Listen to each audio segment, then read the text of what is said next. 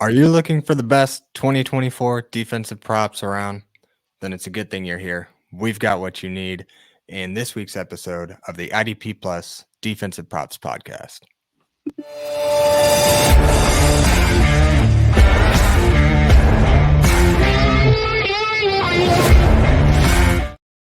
Welcome back to week 7 of the IDP Plus Defensive Props Podcast, where Johnny and I have been giving you guys about 4 tackle props we have been looking at to actually place our own money on.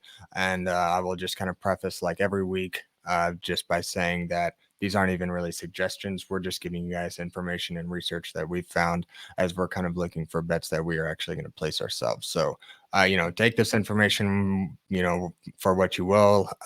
You may like some, you may not. So, hopefully you'll hear us out and see what we've got, because I think we're really going to turn things around this week and kind of get back in a groove. So without further ado, I will go ahead and I think I'm starting it off this week. Is that right, Johnny? That's right. Yeah. So I'll go ahead and start off with my first pick this week. And that's Jordyn Brooks to have under 8.5 total tackles. Minus 135 is what this comes in at, and he's going up against the New England Patriots. So far, Logan Wilson is the only linebacker to hit 9 tackles against New England. So let's just start out with that. And so far, since Foye Oluokun has gone down, Devin Lloyd has not been the primary tackle getter. It's been Miller who's been outpacing him in terms of tackles each week. And they both play most of the snaps, I believe 90 plus at least. And it wasn't not even week 6 whenever New England finally had some more sustained offensive drives with May at quarterback. He had 3 touchdowns, and the offense was looking a little bit better, and still couldn't even get a linebacker to get 9 tackles. That's a pretty high feat, especially for Devin Lloyd in this kind of broken Jacksonville defense. So I think this is really just going to be kind of a dumpster fire of a game. I think that the passing game for New England could work, but I just don't imagine Devin Lloyd reaching a 9 tackle figure on a team who's never had an opposing linebacker achieve this, at least so far this year, other than Logan Wilson, who's arguably probably one of the more talented linebackers in the league. So Lloyd has barely hit this he's only hit this in, I believe, 2 of 6 games. So 33% hit rate, which means 66% of this is in our favor to actually hit the under. So yeah, and I'll just reiterate, he's not really been the main tackle getter as you kind of would have expected whenever Foye went down. I would have expected him to kind of slide in and be that guy that soaks up all those tackles, but it's been Ventrell Miller who's really been the guy there. So I really don't think Devin Lloyd has a prayer at 8.5 tackles this week against a New England offense that's just been bottom 5 probably all year in just production and sustaining drives. So I'm not for the linebackers in this one. So I like this under for Devin Lloyd. Yeah, I could see it, man. I like the pick. I like the stats you backed it up with. I mean, I expect Jacksonville to do well, pass the ball, run the ball well too. So maybe they get up in this game and are able to run it and sap a lot of time off the clock. So a lot of those factors go into it too. I like that pick. And anytime you see somebody with 8.5, and if it's Fred Warner, it's kind of a different story. If it's somebody who's leading the league in tackles, in this case, you're right. Ventrell Miller has been the guy getting the tackles there in Jacksonville. And hey, Foye's out at least one more game, and I think that trend will continue. So I think that's a good pick. I like Ventrell Miller in fantasy this week, but that's a story for another time. My first pick, I'm going to move into the Buffalo Bills game. I'm going to take Dorian Williams at minus 145, over 7.5 combined tackles. I think this is a good line if you're out there looking for defensive tackle props. He's hit this in 5 out of 6 games so far. Dorian Williams, to me, is really the guy there in Buffalo, making those tackles, making those big plays. He's kind of surpassed, in my eyes, and it's, this short time this season, surpassed Bernard as far as expected production. In week 7, I expect that to continue. He gets a juicy matchup with Tennessee, favorable matchup against linebackers. A lot of Tony Pollard is to be expected. Limited throwing by Will Levis. We'll see if that can change, but we know we're going to get a heavy dose of Pollard in this game. Dorian Williams, man, one of the most durable, solid tacklers, solid linebackers out there right now. 60 tackles over 6 games, average of 10 a game is stellar. He's hit double-digit markers in 4 out of 6 games so far. All we need to do is hit him to hit 8, and I think he's a great bet. He only had, get this, only had 6 tackles combined. Was his first time missing this marker last week versus the Jets. And actually, ironic as it is, that was his highest snap percentage on defense with 95%. So I look at it like this. If he can get that 95% or close to it, the snaps share stays high, and he's just Dorian Williams. He continues to doing what he's doing. He's going to have probably another 8 to 10 tackle game, and that's all we need here is 7.5. So once again, Dorian Williams has hit 5 out of 6. Hopefully make it 6 out of 7.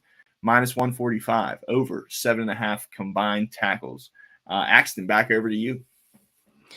Yeah, that the one hit or the one miss there is really unfortunate because the Jets were actually having some success in the ground game, but maybe it's a little too much success. But no, I still really like Dorian Williams. Just averaging 10 tackles a game. Like you said, he's kind of supplanted Terrell Bernard there in the middle of the Buffalo defense, and he just really got a nose for the ball. So in what appears to be a more positive game script that's going to kind of be limited to the ground or at least the running backs, where Will Levis's success in the pass game heavily comes from the running backs and those short dump offs because he just hasn't been able to get it done. For some reason, the Titans thought that they were going to take this high-powered machine and just pick somebody up off the street to operate it, kind of thing, and it's not happening. So they need to change there, and until then, it's just going to kind of be pretty ugly, and it's going to be a lot of Tony Pollard. So I really like that for Dorian Williams to kind of pick it back up this week. And for a guy who's averaging 10 tackles a game to hit over 7.5, he ought to hit this in maybe like the third quarter if he has a good game. So solid there. My next pick here for number 2 is going to be Bryan Cook for the Kansas City Chiefs to hit over 3.5 solo tackles. This comes in at minus 125. They're playing the 49ers this week. And Bryan Cook's actually hit this in 80% of his games so far this year.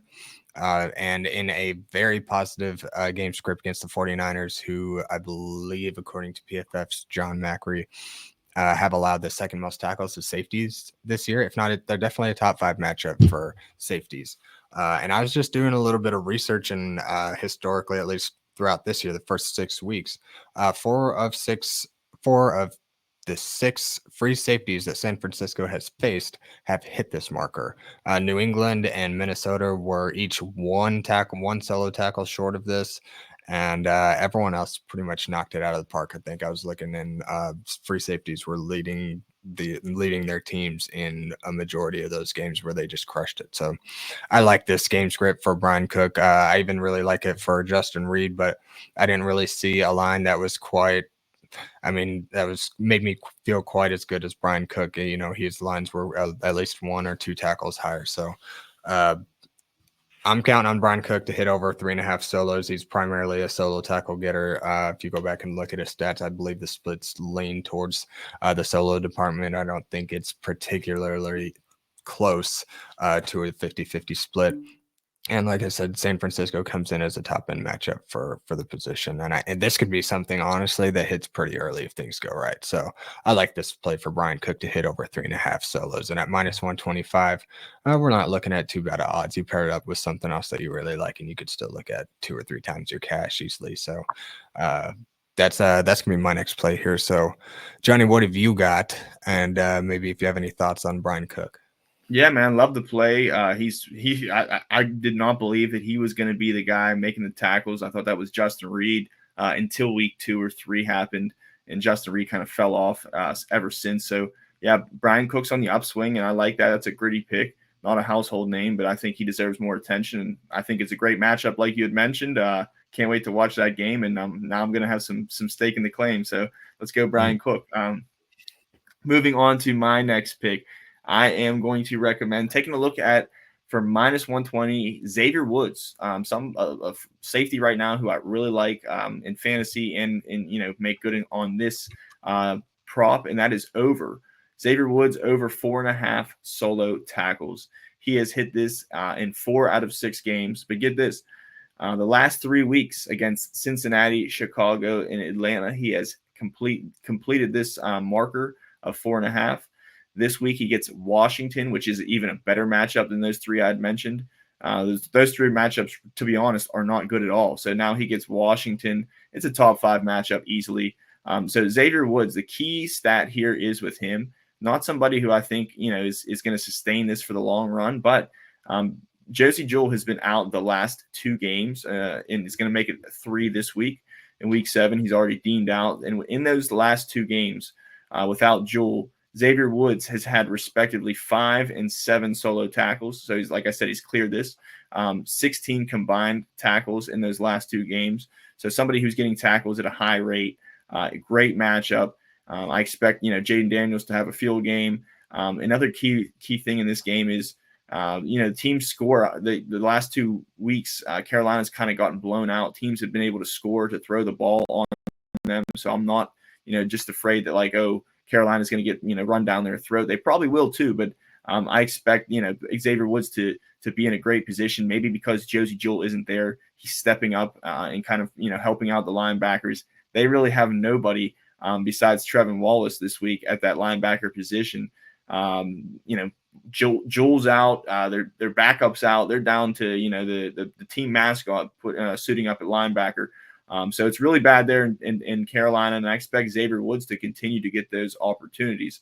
Again, 19 solos the last 3 games. So, he's averaging in those last 3 games 6 and 6 1/3, 6.3 solo tackles per game. So 4.5 is, for if this was minus 60, or I'm sorry, minus 160, I'm probably not jumping over it. But here we are Friday, and it's minus 120. So I think that's a pretty likely, chance to happen for just 4.5 solo tackles. So I like the over there, Axton. Moving back to you. Yeah, I like that over for Xavier Woods because, you made some good points where they really don't have much of a linebacker 2 there right now, and so I'm sure that Xavier Woods kind of slides down and almost acts as another linebacker at times, if not more often than he typically would. And you're also talking about a game script where you're playing one of the more successful offenses in the league, where each drive you can count on, 8, 6, 8 plus plays. You know what I mean? And when you're talking about 7 to 10 drives from an offense that's that successful, you're not seeing a lot of 3 and outs. That's just more plays where they're on the field.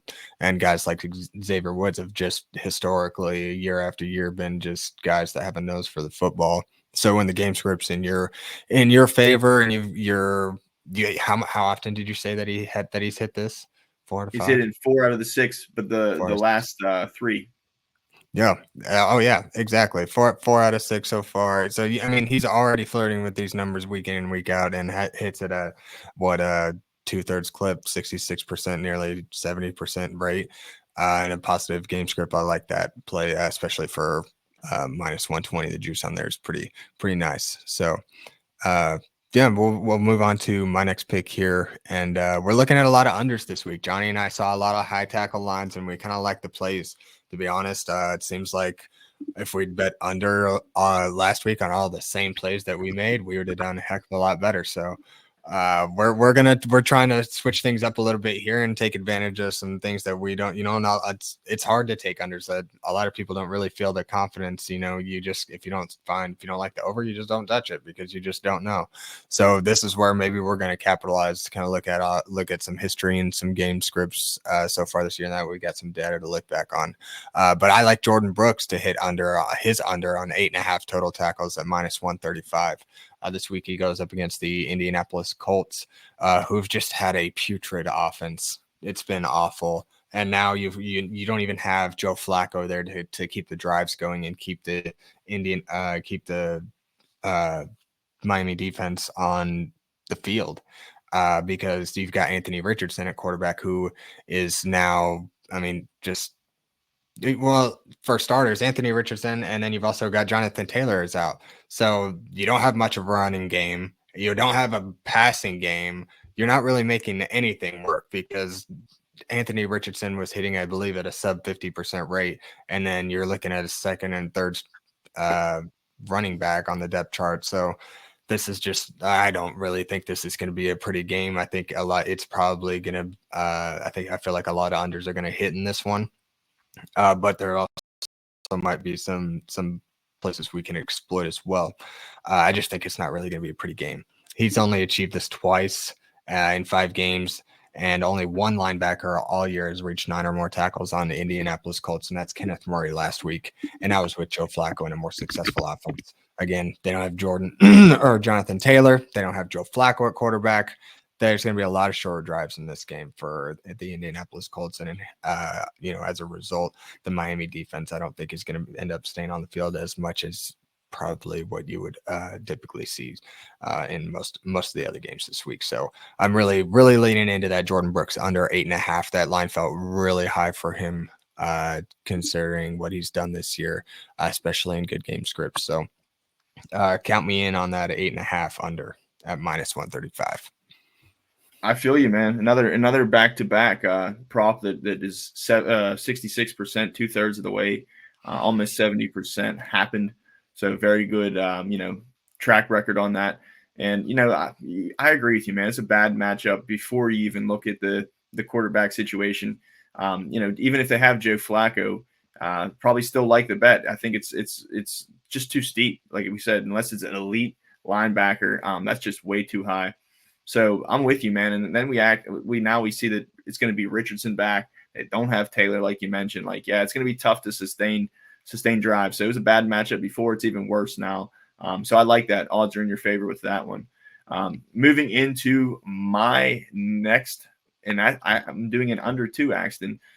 Don't do this too often, but when you see Divine Deablo for +100 at under 7.5 combined tackles, I don't think this boy's going to get 8.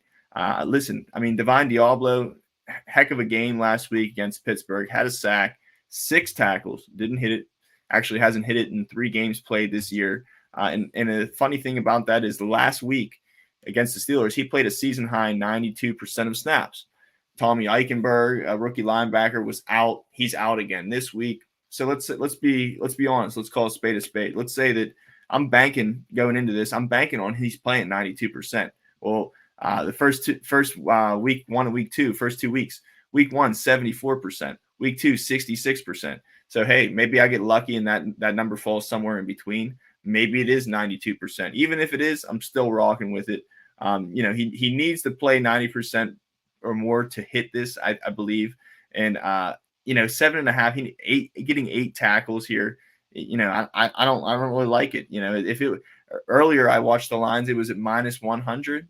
I liked it. Then I saw it 5 minutes later, it shift to +100. I smash it now, So this is one of those plays where, again, it's not an elite level linebacker. He hasn't done it this year.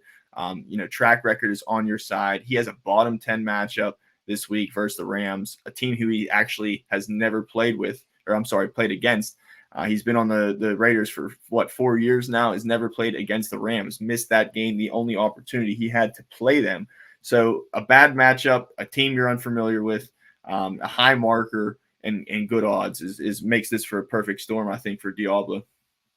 Yeah, I thought they're definitely in our favor to hit the under on this one, considering his totals so far this year and negative game script. You hit all the good points, and you didn't even mention the fact that he's not even the primary tackling linebacker on the team. First cracks going to Robert Spillane, Big Bob, who's getting 10+ tackles a game. I think his line was 10.5 this week. Crazy. So yeah. So Divine Deablo is just going to get the kind of cookie crumbs that he gets. That's kind of just how it's been happening. He may even be rushing the passer a little bit more. I believe he got a sack last week. So that might just, lend well to this under where he might not have as much opportunity to soak up tackles because he's pass rushing. So, I like that play here at +100. So before I get into my next one, why don't you want to read us off a little bit, a little word from our sponsors, what we got going on? Yeah, so we've been doing this promo for a little bit now. We still got it going on. IDP Plus. If you are not subscribed already, go to idpplus.com. Become a subscriber today.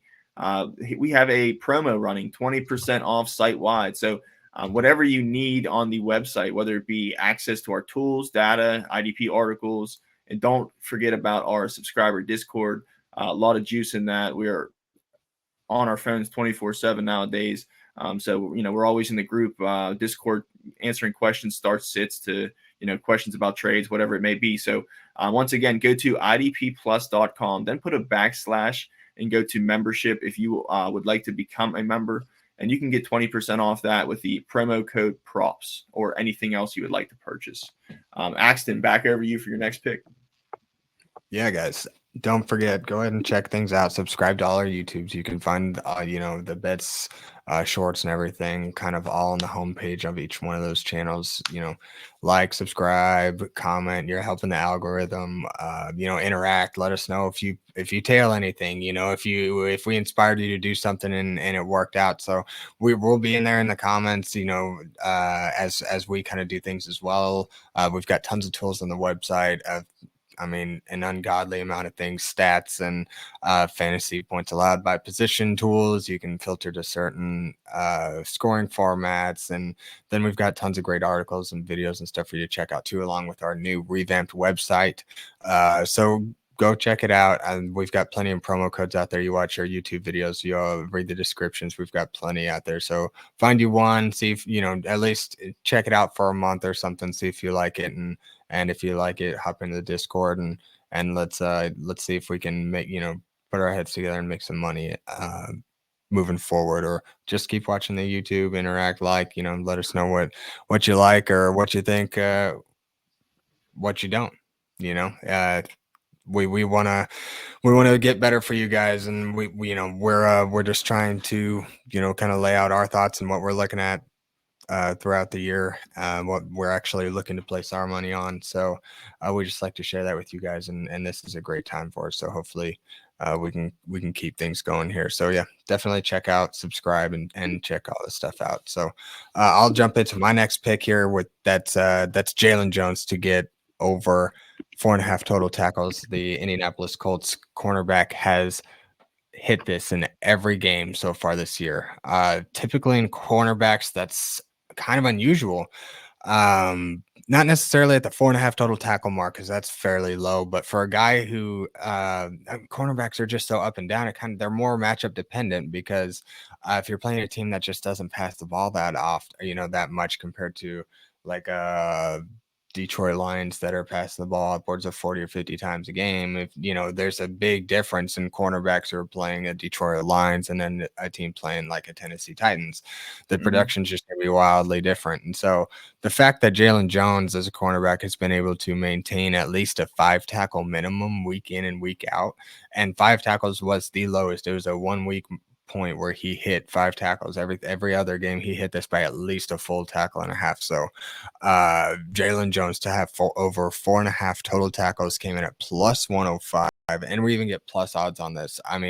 This there's players all over this Colts team. If you look statistically, they allow an ungodly amount of stats all over for opposing offenses. So they're just screaming for long drives and plenty of snaps. But for fantasy, for betting, it means a lot of production. The stat sheets look great for Julian Blackmon, for guys like EJ Speed, for Zaire Franklin. Like, the freaking tackles have been nuts for all these guys. Nick Cross was averaging 10 tackles a game for like the first 4 or 5 weeks. And now Jaylon Jones has a solid floor even as a cornerback.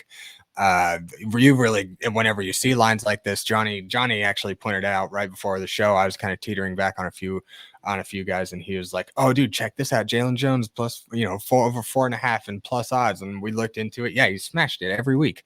So that's a good one to jump on, especially at plus odds here, to kind of wrap up our last couple of picks for this show. So I'll place the pick, because Johnny already had his his plays, and we just kind of happened to pot it. So but I'll still give credit to Johnny for pointing that out to us before this one. So why don't you wrap us up with your last pick and maybe throw in any thoughts you got on that?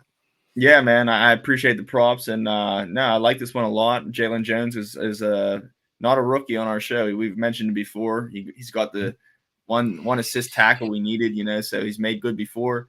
Let's make it 2 out of 2 for him, and I love it, man. Very rarely do you find things that have happened 100% of the time for plus odds. So knock on wood, I'm knocking on my desk on that one for you. And hey, I got another juice pick here. It's juicy this week.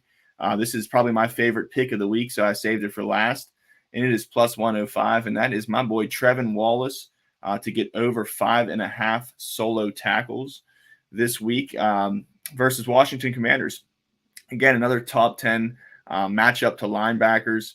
Trevin Wallace, man, since he's become the starter there, no Josey Jewell. Of course, that can change things next week, but we're in this week, week 7. So the last 2 weeks with no Josey Jewell, he's 2 for 2 on this prop. He actually had 16 solo tackles combined in these past 2 games. So he's averaging 8. He only needs 6. This is a game where we expect them to be down, whether it be down by 7 or down by 17. I still expect, whether it be Jaden Daniels, Robinson, Eckler, there's going to be a lot of sustainable drives and a lot of opportunities for tackles. And if we've seen, any stats so far on Trevin Wallace is that he can be the stopgap that, needed on that defense. And again, no Shaq Thompson, no Josey Jewell. Even one of their backups is hurt, not playing. So it's like they're really running on empty. So I expect Carolina's defense to be on the field awful lot here in this game versus Washington. Great matchup. He's done it, 2 for 2 so far when he assumed that starting role. So, maybe this is another shootout and, Carolina can put up some points and keep it a close game. But like I said, I think this is a bulletproof matchup. And any way it goes, I think Trevin Wallace just to get 5.5 for plus 105. If this was minus 105, I still like it. I still think it's probable. I don't think it becomes less probable. But, for 105, just completely great, perfect storm here for Trevin Wallace. Not a high marker. And I think he is one of those guys that, at this point, if he was 7.5, I'd still like this. He's just going to have a huge game. I could see it. I can feel it. And again, I'm knocking on wood, but that's my last pick. Trevin Wallace over 5.5 solos for plus 105. Yeah, you've got to figure that Carolina has allowed they're like top 5 in touchdowns allowed to wide receivers and running backs both, and just production overall. There's going to be a lot of points scored. There's going to be a lot of plays run by Washington. And on the opposite, as a result, if you think that Washington is just going to steamroll and run away with this game, then you obviously think that the Carolina Panthers are going to be on defense a lot.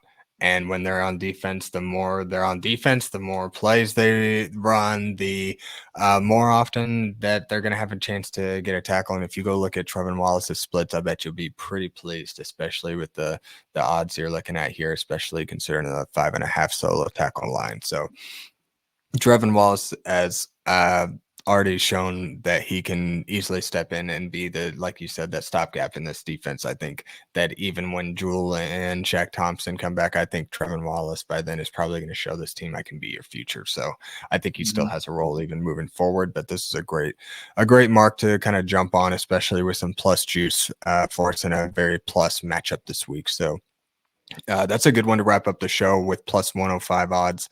Let's hope we can kind of turn things around this week. I'll go ahead and recap our week last week real quick. We won't go too much into it. We just kind of, well, we often do. I hyped you up whenever you had your perfect week, but we really still didn't jump too much into it and the same goes for the weeks where we don't quite have as much success.